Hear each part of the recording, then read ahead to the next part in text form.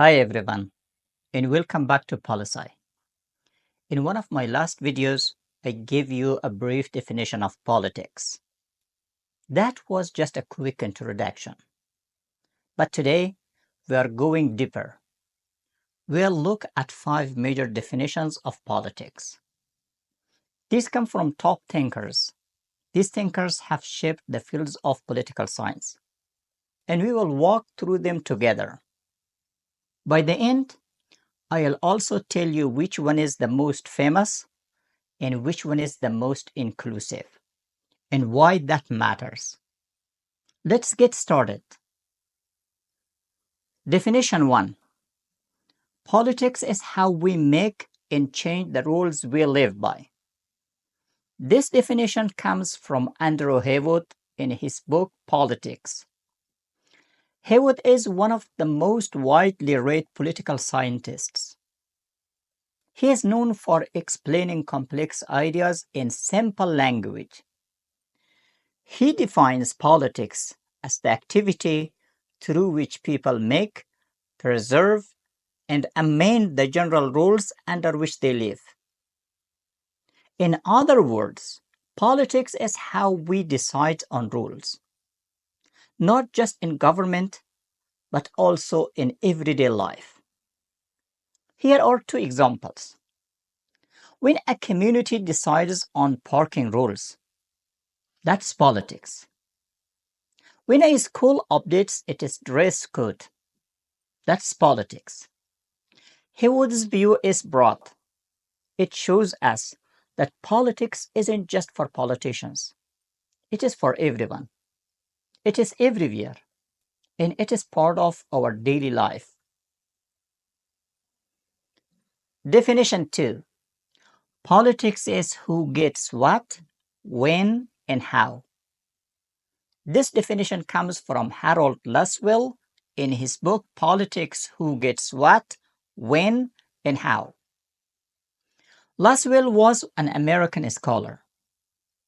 He connected psychology, communication, and politics.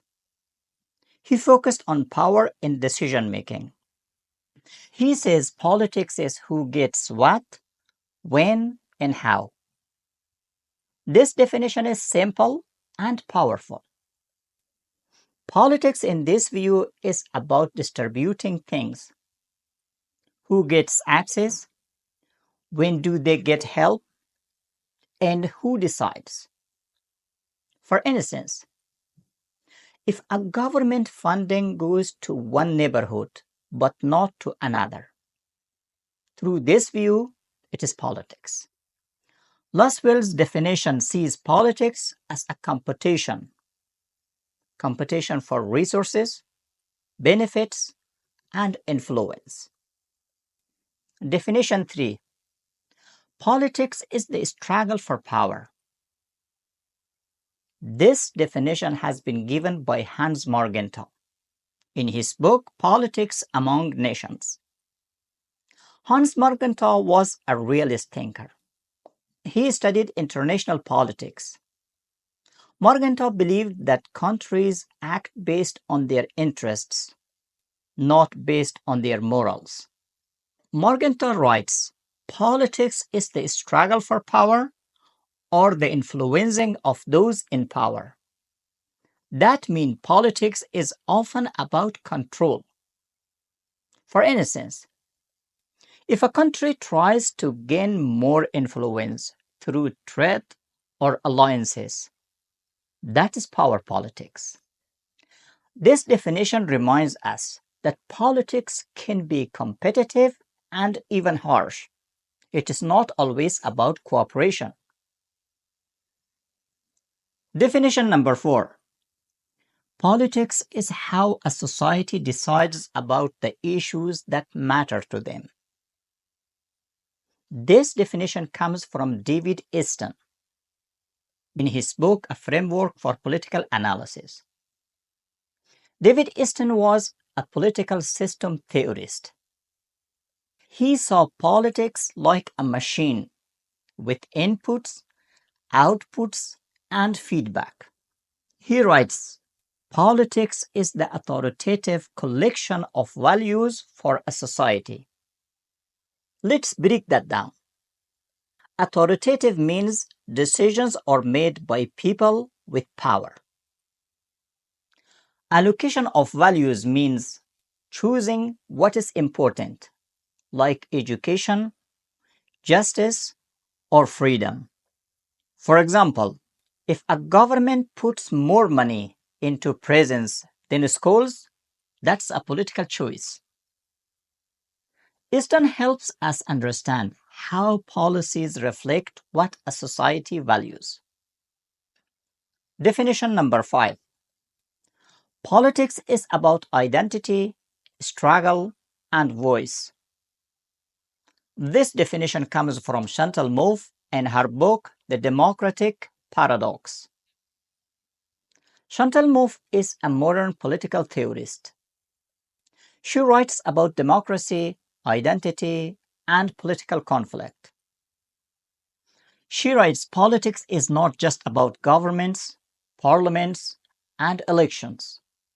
It's also about gender, race, identity, and discourse. She sees politics everywhere, in language, in protest, in personal identity, and in many other fields. For instance, if a social movement fights for recognition or justice, that's politics. Mouffe argues that conflict is natural in politics. The goal isn't to erase conflict, but to manage it in a democratic ways. So, which definition is the most famous and which one is the most inclusive? Let's talk about them.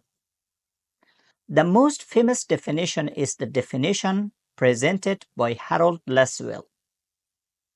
That is, who gets what, when, and how. It is widely taught in political science classes because it is short, memorable, and applies to most political situations, from voting to budgeting and for foreign aid. But the most inclusive definition is Andrew Heywood's.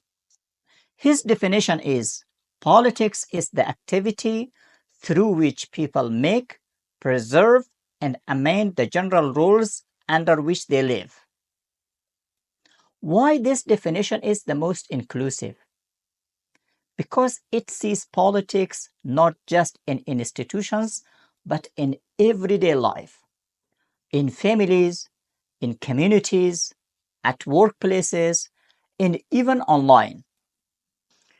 If you're new to politics and wondering where it fits in your life, Heywood's definition might speak to you the most. Let's wrap up by revisiting each definition. Andrew Heywood reminds us politics is part of our daily lives, in schools, in communities, and even in families. His definition is broad and inclusive. It tells us that politics isn't just for politicians, it is for all of us. Harold Lasswell gives us one of the most famous and practical definitions. Who gets what, when, and how. It is a reminder that politics is about decisions, about priorities, and about competition. Hans Morgenthau brings politics in a realist perspective. That politics is the struggle for power. It happens between individuals and between nations. It is a view that sees politics as conflict-driven and interest-based. David Easton shifts the focus to systems and values. He shows us how politics is about making choices, about what matters most in a society, and who decides that. Chantal Mouffe offers a modern and critical lens. She sees politics in identity, language, protest, and everyday struggle. This view helps us recognize that political conflict is not a problem to eliminate. It is a reality to engage with democratically. Each one of these thinkers helps us to see a different side of politics. Together, they show that politics is everywhere, in rules, in power, in decisions, in values, and in identity. Now, I'd love to hear from you. Which definition made the most sense to you? Do you see politics more as power, as policy, or as identity and voice? Drop your thoughts in the comments. I really want to hear your perspective. If you found this video helpful, please like it, subscribe to Poli Sci, and hit the bell so you don't miss the next video. Thank you for watching, and I'll see you in next one.